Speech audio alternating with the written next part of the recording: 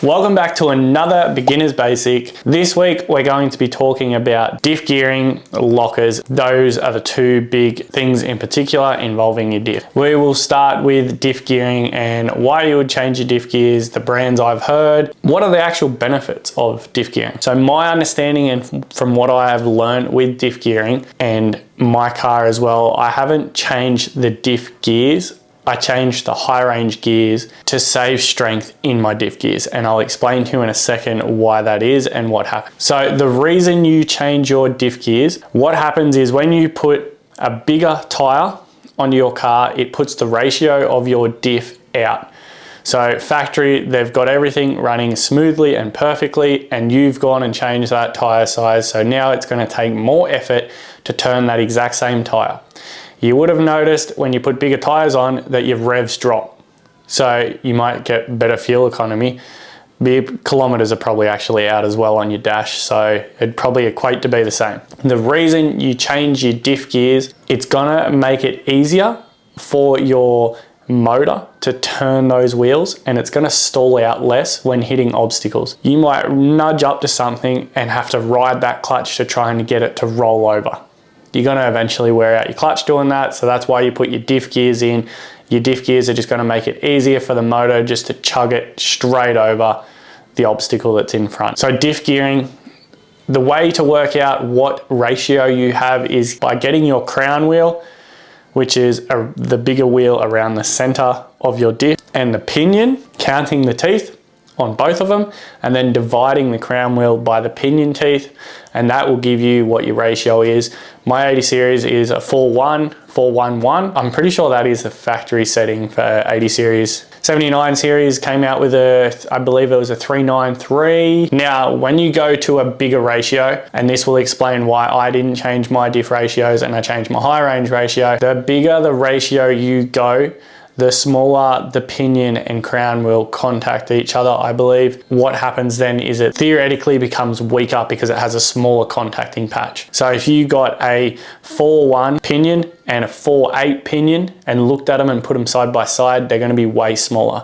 The 4-8 is gonna be way smaller than the 4-1 and you lose strength. So the reason I did, and I had the opportunity, I was lucky enough to come across the deal and item that I did, because I don't think they actually make them anymore, is changing the high range gears, and my high range gears now act like my diffs are 4, 5, 6s. Still slightly out for my tire size, but way better than what it was originally.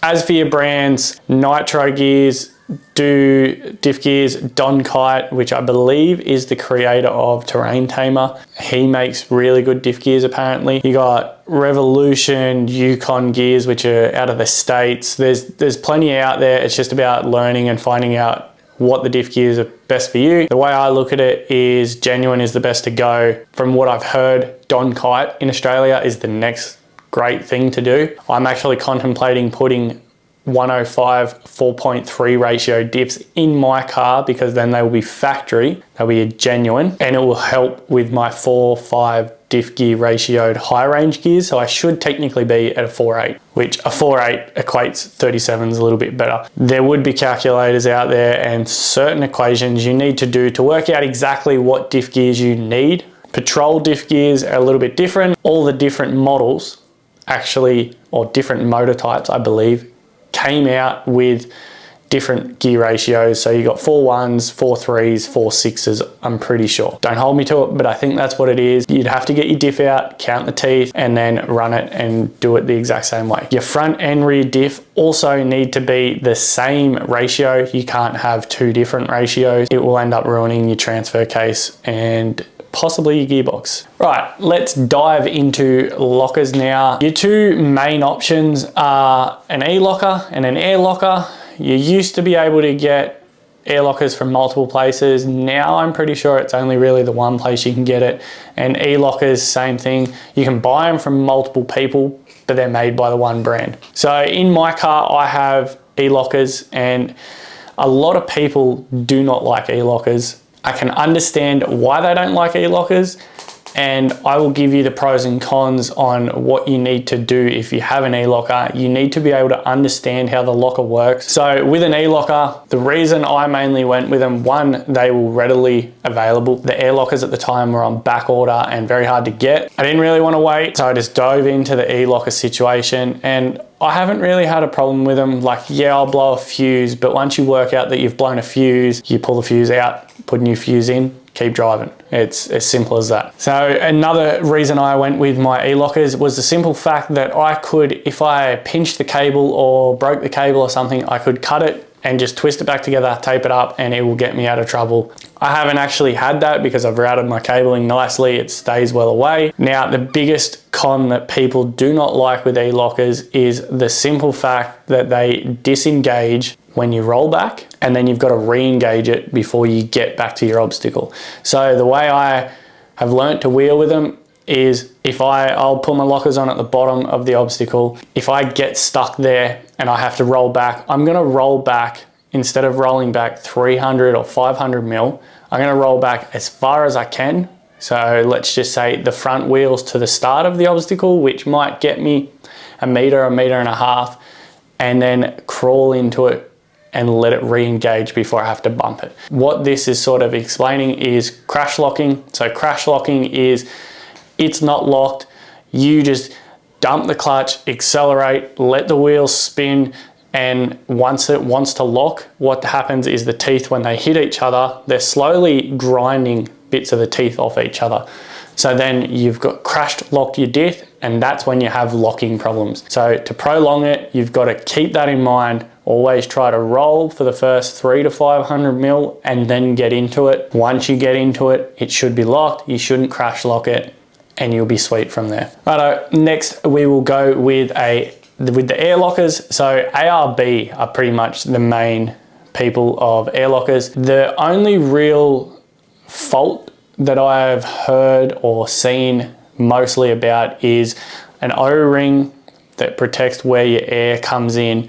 That eventually deteriorates and it lets oil in. So if it lets oil in, the air compressor will force air through, but it will not lock the diff because it's got oil and air in there, and it will not allow it to lock the diff. Apparently, I have seen people say that ARB have fixed this problem since then, so it should be good, but it's something to keep a lookout on. Your airline, same thing with routing your cable. You've got to have it routed somewhere. You can, I believe, buy little repair kits for an airline if you break a certain section of it, and if you do break a section of it, the least that way you can fix it, get it back on. One of the main benefits with ARB air lockers, the simple fact is, as soon as you turn that button on and apply air to those lockers, you could go forward, back, left, right, roll your car, it's still going to be engaged.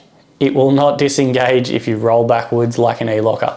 Another thing with air lockers, you have to have an air compressor obviously to give that locker or both lockers air. My air compressor is set up under my seat. It's just designed for pumping up tires. It's not for air lockers. One thing with the compressors is they do have an air filter, and you need to be worried about drowning that air compressor, because if you drown it, you are toast. You will have no lockers at all because the air compressor will not be giving air to your lockers.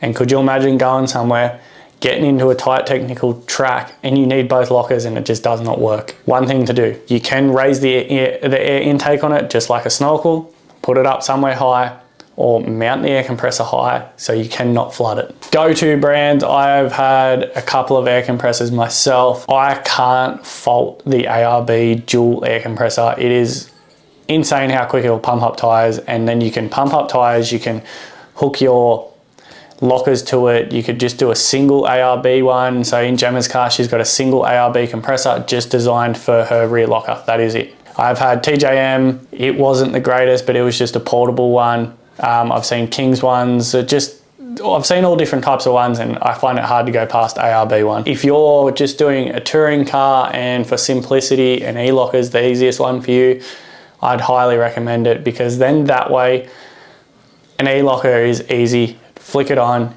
understand how to use it, it will get you out of the obstacle. If you're going to be crawling around on rocks and doing all this crazy driving and you've got the tight technical little turns, air locker is the one for you. Now, most cars, before you even think about putting lockers in them, they will come with an LSD, which is a limited slip differential, I believe it is. Let me Google that. Limited slip differential. Yep.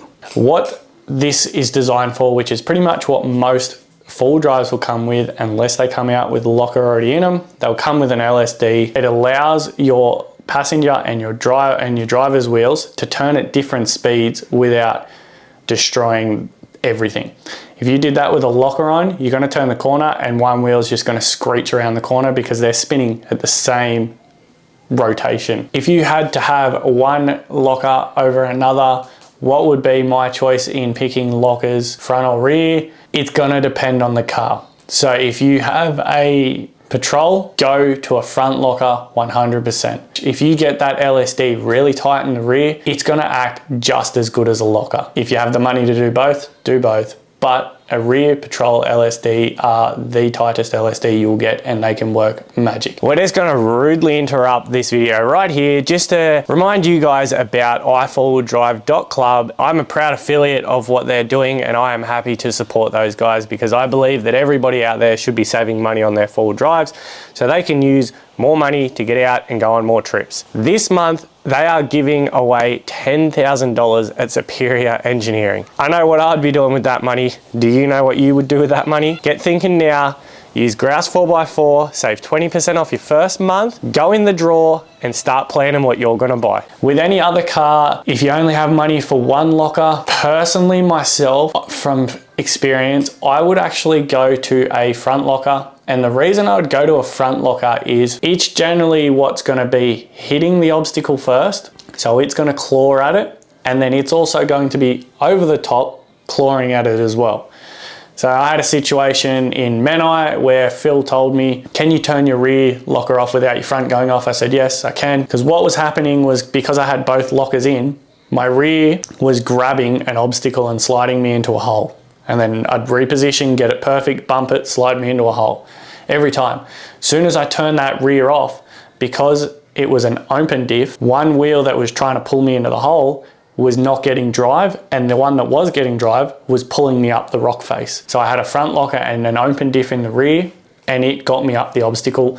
Being twin locked, I couldn't get up it. I tried it 3 or 4 times and it just kept sucking me into the same hole. As soon as I turned the rear locker off, straight up the obstacle. So that is my personal opinion on why I would go to a front locker. You could do a rear, but what's gonna happen with a rear is if you don't have a front locker and if that ledge is just too big, your rear is just gonna nose you into it and sort of torque your front down into the hole or just slide around rather than grabbing and pulling. There'll be situations where a rear will be better than a front, but that would be my option. Go with a front and then save up your money, get yourself a rear, have both. I hope you guys have enjoyed this episode of Beginner's Basic. Hopefully I've shedded just enough information for you guys to understand a little bit more about diffs. This is sort of all the knowledge I just get from just wheeling, getting out there and having fun. Hope you guys have enjoyed and I'll catch you on the next one.